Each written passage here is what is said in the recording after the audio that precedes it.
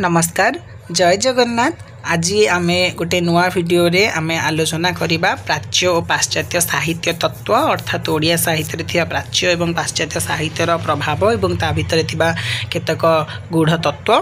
तेणुक भिडियोटी को प्रथम शेष जाए देखूँ एवं जो मैंने चैनल नुआ कर विजिट कर चैनल को सब्सक्राइब कर रखी दिंतु। तेज चलते प्रथम प्रश्न देखा। वाक्यं रसात्मक काव्यम यह क्यों ग्रंथ रे कहुई? वाक्यं रसात्मक काव्यम बोली यह साहित्य दर्पण ग्रंथ रे कहुई एवं साहित्य दर्पण ग्रंथर लेखक विश्वनाथ कविराज। रस गंगाधर ग्रंथ रे जगन्नाथ कविराज निरूपण करिथिबा काव्यर संज्ञा कौन? रस गंगाधर ग्रंथ रे जगन्नाथ कविराज निरूपण करिथिबा काव्यर संज्ञा हेउछि रमणीयार्थ प्रतिपादक शब्द काव्यम। एरा पिला माने जेतेकी भी मुइना डिस्कशन करबे सबु तक होछि इंपोर्टेंट।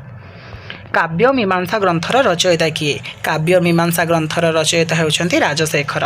साहित्य दर्पण अनुजाई गद्य केते भागरे विभक्त? साहित्य दर्पण अनुजाई गद्य हेउछि 4 भागरे विभक्त यथा मुक्तक, चूर्णक, वृतगंध, उत्कलिका। अर्थ दृष्टि काव्य को केतोटी श्रेणी रे विभक्त करा जाइछि? अर्थ दृष्टि काव्य को 3टी श्रेणी रे विभक्त करा जाइछि यथा उत्तम, मध्यम, अधम। श्रेणी भेदरे साहित्य केते भागरे विभक्त? श्रेणी भेदरे साहित्य होउछि 3 भागरे विभक्त यथा गद्य, पद्य और मिश्र। मुख्यार्थ अपेक्षा व्यंगार्थ अधिक चमकप्रद हेले ताहाकु केउं प्रकारर काव्य कहा जाए? मुख्यार्थ अपेक्षा व्यंगार्थ अधिक चमकप्रद हेले ताहाकु उत्तम काव्य बोली कौन ना कहा जाए। वाक्यर 3टी लक्ष्य कौन? वाक्यर 3टी लक्षण हेउछि योग्यता, आकांक्षा, आसक्ति।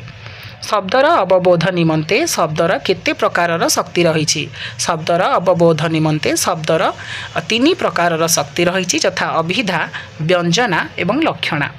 रसो वैसह रसं हेबायं लब्धानंदी भवति। रस संपर्क रे एही उक्ति केउं ग्रंथरु आनीत?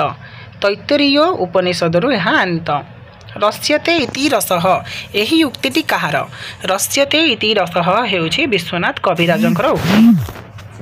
आनंदवर्धन काव्य लक्षण निर्देश रे रस शब्द बदल रे केउं शब्द को ग्रहण करिसंती? आनंदवर्धन काव्य लक्षण निर्देश रे रस शब्द बदल रे आह्लाद शब्द को ग्रहण करिसंती। विभाव, अनुभाव और संचारी भावर संयोग रे रस निष्पन्न हुए यह किए कहिसंती? विभाव, अनुभाव और संचारी भाव संयोग रे रस निष्पन्न हुए बोली भरतमुनि कहिसंती। विभाव, अनुभाव और संचारी भाव व्यतीत आउ केउं उपादान को रस निष्पन्न पई साहित्य दर्पण रे ग्रहण करा जाइछि? विभाव, अनुभाव और संचारी भाव व्यतीत स्थायी भाव को कौन मुख्य उपादान भाव रे रस निष्पन्न पई साहित्य दर्पण रे ग्रहण करा जाइछि। स्थायी भाव केते प्रकारर? स्थायी भाव हेउछि 9 प्रकारर यथा रति, हास, शोक, क्रोध, भय, उत्साह, जुगुप्सा, विस्मय, शांत। स्थायी भावर उद्बोधक किए? स्थायी भावर उद्बोधक हेउछि विभाव। विभाव केते प्रकारर? विभाव हेउछि 2 प्रकारर आलंबन विभाव एवं हमर उद्दीपन विभाव। आलंबन और उद्दीपन विभाव द्वारा क्यों क्रिया व्यक्त हुए ताहा कौन? आलंबन और उद्दीपन विभाव द्वारा जो क्रिया व्यक्त हुए ताहाकु अनुभाव बोली कहा जाए।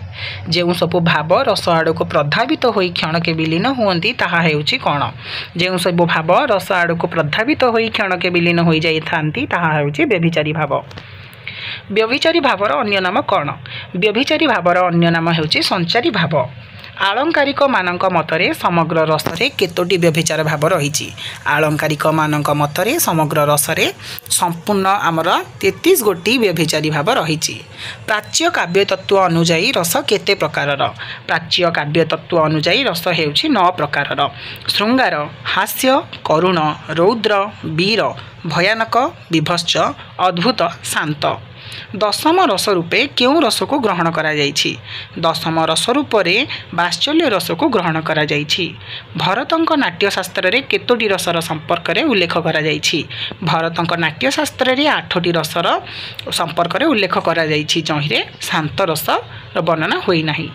रस निष्पत्ति संपर्क रे केतोटी मतवाद रही रस निष्पत्ति संपर्क में 4टी मतवाद रही यथा उत्पत्तिवाद, अनुमतिवाद, भोक्तिवाद, अभिव्यक्तिवाद।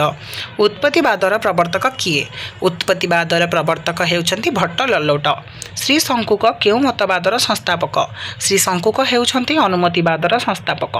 भरतंक नाट्यशास्त्रर तृतीय टीकाकार भट्टनायक केउ वादर प्रवक्ता?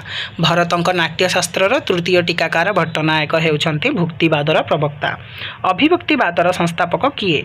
अभिव्यक्तिवादर संस्थापक हेउछन्ति अभिनवगुप्त। काव्यालंकार सूत्र अनुजाई रीति कौन? काव्यालंकार सूत्र अनुजाई रीति हेउछि काव्यर आत्मा।